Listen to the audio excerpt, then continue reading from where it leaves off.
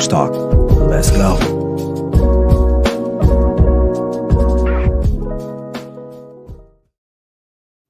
Good morning, everyone. How you guys doing? It's me, your boy Ryan Flowers, aka Clutch Sports Talk, and welcome to another edition of NFL Sunday Wake Up with me, man. It's the AFC NFC Conference Championship weekend, man. The season is drawing closer to an end, but we have lots of football to talk about, man. Today, we're going to be talking about a couple coaches, right? Newly hired coach Jim Harbaugh to the LA Chargers. We're going to talk about him and what it looks like for the Chargers in the future. Also, Bill Belichick still has not received a job offer. What is the league telling him right now? Will he coach in 2024? Will he have to sit out and wait till 2025? I'll give you guys my thoughts on that. Also, I got to break down the AFC and NFC Conference Championship games, man. You guys don't want to miss out on that. And finally, my clutch picks of the week as we get close to the Super Bowl. So listen up. Wake up. Get the sleep out your eyes. Pour your little drink, a cup of coffee. Do whatever you got to do, but sit back and relax and enjoy the show. This is Clutch Sports Talk, NFL Sunday Wake Up with me, Ryan Flowers. You know what to do. Let's go.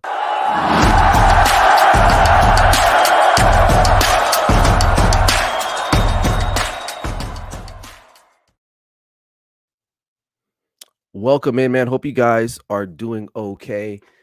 It's a Sunday morning, conference championship weekend. Like I always say, man, in the last couple of weeks, especially when the playoff starts, it's exciting, but again, it's like, dude, the season is almost over, and it's like, oh man, what am I gonna do with the rest of my Sundays, the rest of the year? But nonetheless, man, we'll keep coming in here and doing the show for you guys. But I hope you guys enjoy. But listen up. So before we get started, man, make sure if you haven't subscribed to my YouTube channel, head over there right now. If you're watching it on the YouTube channel, make sure you like and subscribe. Also, head over to the Grid Network as well. We have a numerous of other content creators. They're here in the sports world doing their thing. So you guys want to, go ahead and partake in that. Please do so. I would appreciate that. So, all right, let's get down to business here. So the LA Chargers have hired a new head coach, right? Brandon Staley got the boot. A couple games left in the year. The interim finished it out. And now a new man, a Michigan man, has come to the West Coast. Jim Harbaugh was hired earlier this week to be the next man in LA for the Chargers. Now, what does that mean for the Chargers? Okay, well, let's just give a little bit of history of the Chargers, right? Even going back away from San Diego. They've always been this fun, cutesy type of team that, especially in San Diego when I used to live there, people got behind that team. Now they left, went down the road to LA. Now they're the LA Chargers, and still they've always boasted some of the best talented players on any roster in the National Football League. But for whatever reason, luck, I don't know, maybe leadership, management, lack of thereof, they just have not been able to get over the hump per se. Now they've gone through a couple coaches the last couple of years now. Brandon Staley, what was the other guy? Anthony Lynn a couple of years ago as well. It really hasn't worked out for them. I think one or two playoff appearances in the last couple of years or so. And given the amount of talent on this team, including especially the quarterback, right? One of the best young quarterbacks out there, really has not been able to been put on display the way probably Charger fans probably feel that he should be, right? They had the meltdown last year against the Jacksonville Jaguars, and then they didn't make the playoffs this year, and now here comes Jim Harbaugh. So, Charger fans, it's exciting news for you. I'm excited for you guys, right? But you got to know a couple of things about Jim Harbaugh, what you're getting. Number one, okay, you're going to get a no-nonsense type of attitude, okay, which I like, all right? This guy is going to come in. He's going to make your team legitimately a lot tougher day one, okay? Any team he's been on, you can go back, look at his track record, even all the way back when he coached the University of San Diego, the Toreros, right, up in La Jolla, California, San Diego, part of San Diego. Then he moves on to Stanford. Then he moves on to the 49ers, right? Goes to Michigan. It's always been the same. His teams are tough, and they run the football. Now, don't expect him to come in here and ask Justin Herbert to do a lot more than what he's done already. As a matter of fact, I think he's going to ask him to do less. Less is better in this situation. He is going to commit to the run game for sure. That's what he's always done. That's where he's been successful, right? You even look back, he hasn't really had great quarterbacks other than Andrew Luck in his whole coaching career, right?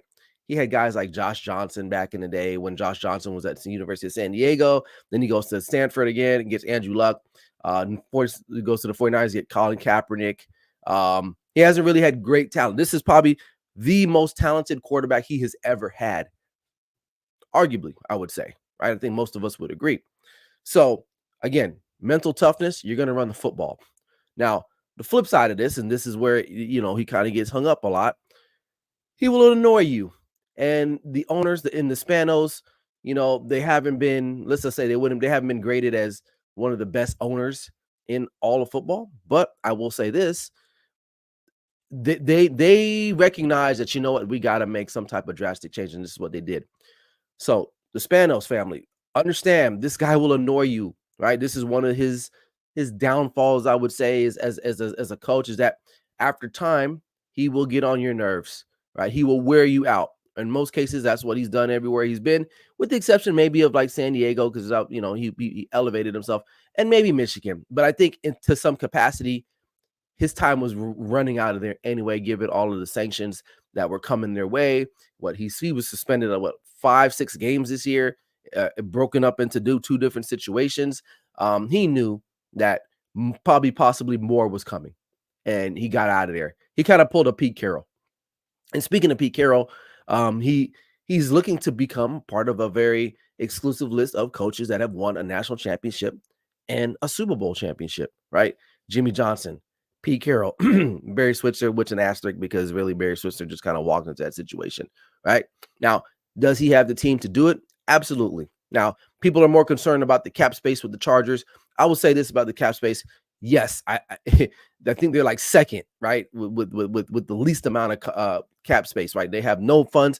However, though, there are some moves that can be made that maybe will free up some money, okay? Starting with guys like Mike Williams. Unfortunately, great talent, never available, always hurt. Got to cut him, got to do something with him. That will free up some ends there, right?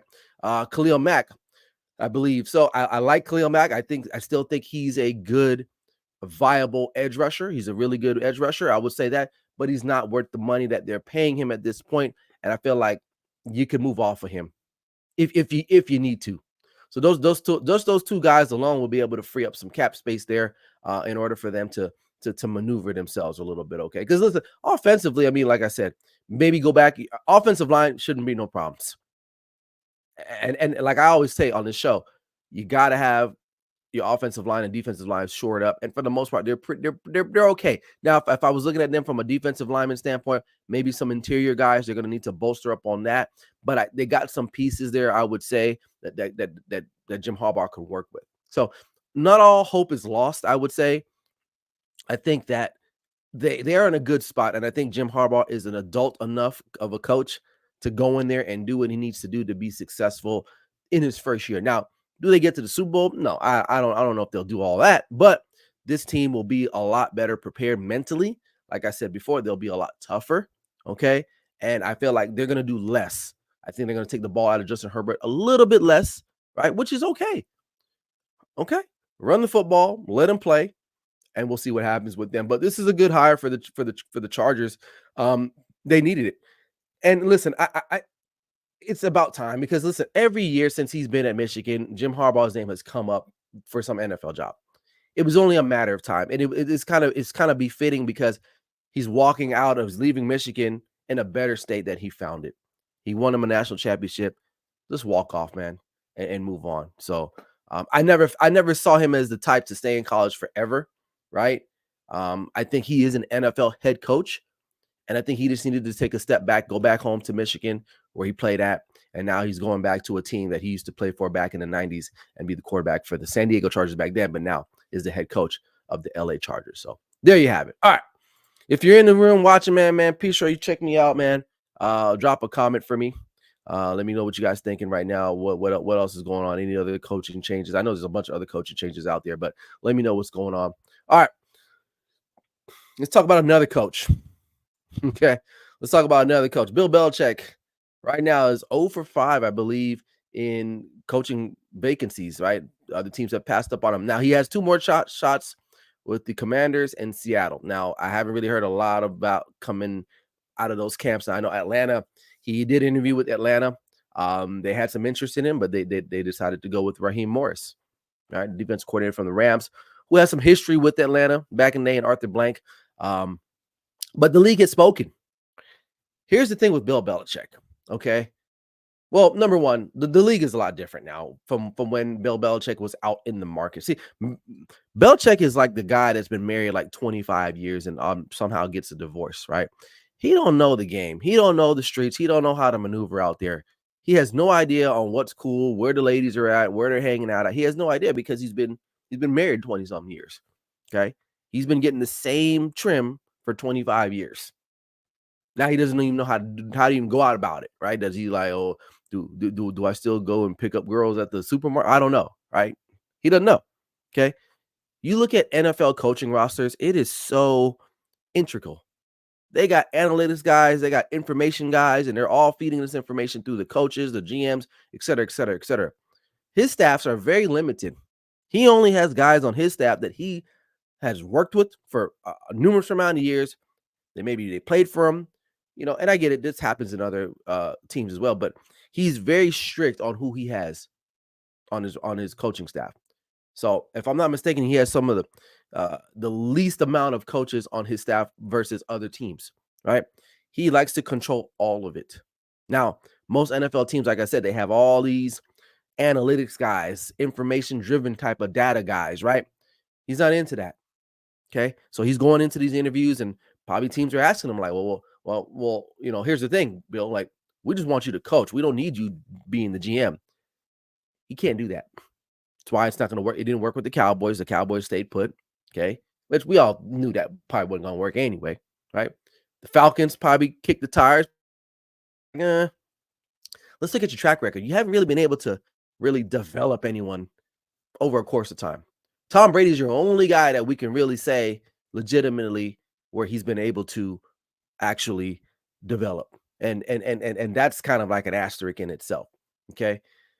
His coaches have all gone on to pretty much suck. All right. He hasn't, and like I said, he hasn't developed coaches, hasn't really developed players. Now, the guys that he's brought into his system, they worked, right? But again, since without Brady, not so much. Okay. So if I'm an owner and I'm looking at this and I'm like, do I really want to relinquish all control of my team to Bill Belichick? I get it. He's won the Super Bowls. He's a mastermind. I'm not saying he's not a good coach. I think he's one of the greatest coaches we've ever seen in professional sports, but I think his time is coming to an end. All right. I think he's out of date. I think he has to kind of reinvigorate, kind of go through a renaissance per se, because right now people are just not feeling Bill Belichick. They're just not. The fact that they went with Raheem Morris. Now, mind you, he's a good coach. He's got some head coaching experience. I believe was it in Tampa Bay, if I'm not mistaken. Right? He goes over to LA. Fires up that defense as well. So I'm not downing that hire. Okay, I think maybe he's a little bit more flexible. Raheem Morris just wants to be a coach. Well, Bill Belichick wants to be everything, and really, that's not his best suit. I think if he was just a football coach and you paired him with a really good GM, then then we can talk. But as it stands right now, if I'm an owner, I can't have this guy doing both. Can't. It just hasn't worked out for him. Literally, off the top of your head, think of anybody that he's drafted that has gone. I mean, it's a very few. It's a very short list. Okay, Gronk comes to mind, right? Gronk, and Hernandez. Now we all know how that worked out, right? I mean, character issues, the guy, and that's an understatement when I say character issues, right? But other than that, offensively, who has he developed? Now he's put out some really good defensive players. I'll give him that, but his inability to draft a wide receiver has always hurt him in the end. But he's always had Brady to back him up and support that. And look what happened in the end. Like Brady leaves, Mac Jones is stuck with who? They went and got Juju. Their big signing this year was Juju Smith-Schuster. That was their big signing this year. And the Chiefs were willing to be like, "Hey, yeah, we're not gonna resign him. You could take him. We're good here. We're good." So I don't know, but the league has spoken. I honestly, I think he's got two more chances. He's got like I said, the Seahawks and the Commanders. Um, and I don't even think those teams are even interested in him. To be honest with you, his best bet was probably Atlanta. And Atlanta, I think, is interesting because they do got some offensive talent. I think that would have been a nice little pairing there because he could have helped that defense out a little bit better, right? Because they got talent. Their biggest problem though is quarterback, and so they go with another defensive guy in Raheem Morris. We'll see who he brings in and what they do at the quarterback position. But this was definitely it's been a telltale sign that the NFL is kind of like, we like you, we respect you, but I think it's it. I think it's it for him. And I don't think he comes back. Honestly, I mean, people are talking about 2025. I mean, there's always head coaching jobs in the National Football League for sure. And there might be a team that's willing to give him the keys to the kingdom and say, you can coach and you can be the GM, de facto GM. But this year, I just don't see it. So we'll have to wait and see what happens to him. Maybe him and Nick Saban can just kind of ride off into the sunset, and then that'll be it. But I mean, who's he gonna bring with him too? That's the other thing. Like, if I'm a team, do I want him bringing Josh McDaniels on the staff? Hell no. Josh McDaniels probably don't need to be in the NFL anymore, honestly. So we'll have to wait and see. All right, moving on. Quick show today. Let's talk about some games. All right, let's talk about the AFC and the NFC. Now, the NFC game is in the evening time at 3:30 my time Pacific, and the AFC game is at 12:30 Pacific Standard Time. So you guys do the math on that. So let's go over some keys to winning, some keys to victories per se for both teams. But we'll start with the AFC with the Kansas City Chiefs and the Baltimore Ravens. This is going to be a good one. I would say I'm probably looking more forward to this one than I am the second game, but we'll talk about that here in just a second. So we're looking at the Chiefs. All right, let's start with them. Hell of a way to finish the year so far, man. I mean, they've been putting up at least like 25, 26 points a game, which is something that was a bit of a struggle for them throughout the course of the year. We've all known and chronicled their offensive woes. Patrick Mahomes has not looked like Patrick Mahomes that we know of, right? These guys are dropping footballs, lining up offsides, right? But these last couple weeks here, I'm reading my notes here. They put together, I was right, 26 and a half points per game, 26 and a half per game in the last 5 games that Patrick Mahomes has started. So they're moving the football, they're being efficient, and what I like too, they're running and passing at the same time with Isaiah Pacheco, who has gone over, I believe, close to 100 yards in the last couple of games as well. So as far as this game is concerned, this is a defense they have not seen yet. They have not seen a great defense like this. So a lot of talk is going to be about, the offensive struggles or how can they continue to score. Yes, I think they will be able to get it because I feel like Patrick Mahomes is still just one of those generational talents that you can slow him down, but you just can't stop him, right? I think of only one time I've seen Patrick Mahomes just like literally just shut down, and that was a couple years ago in the Super Bowl. And correct me if I'm wrong, right? But where this game lies, hey, what's up, Tyler? It's going to be on the defensive side for the Chiefs. Really, that's their keys to victory. All right, I think points are going to be at a premium this game for both teams because both defenses are pretty good. Obviously, Baltimore's defense is elite, but this game is going to come down to the Chiefs' defense and their ability to slow down the run. That's the blueprint, right? It's all out there. We all know that. Even Ravens fans understand that, right? To a certain extent, some of them are just, I don't know. I won't say it, but you got to limit Lamar Jackson in the run game. You have to find a way to do that. If he beats you passing, then so be it. But he cannot go off for 100-something yards and be the leading rusher in the game. Can't. So them stopping the run, which they've been pretty good at the last couple weeks, I will say, right? But again, this is a different type of running attack that people are not used to.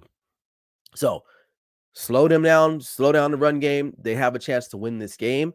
And given the fact that I feel like I know the Ravens defense is they're him, right? They're him or them, but I don't see them just completely shutting down Patrick Mahomes. He's just too good for that. So he's gonna find a way to put some points up on the board. Now, will it be a high scoring game? I don't think so. I think it'll be a low scoring game. But again, the keys to victory for or key to victory for the Chiefs is to minimize the running effect of Lamar Jackson. Force him to pass. You force him to pass, you got a better chance. But now if he's got it going both ways, then that's it. That's all she wrote, and the Ravens will be in the Super Bowl. All right. Looking at the Ravens, okay. Again, what's going to boil down to them is that the Ravens can win in multiple facets, which is very interesting for them that they can win in a shootout, they can win in a defensive struggle, right?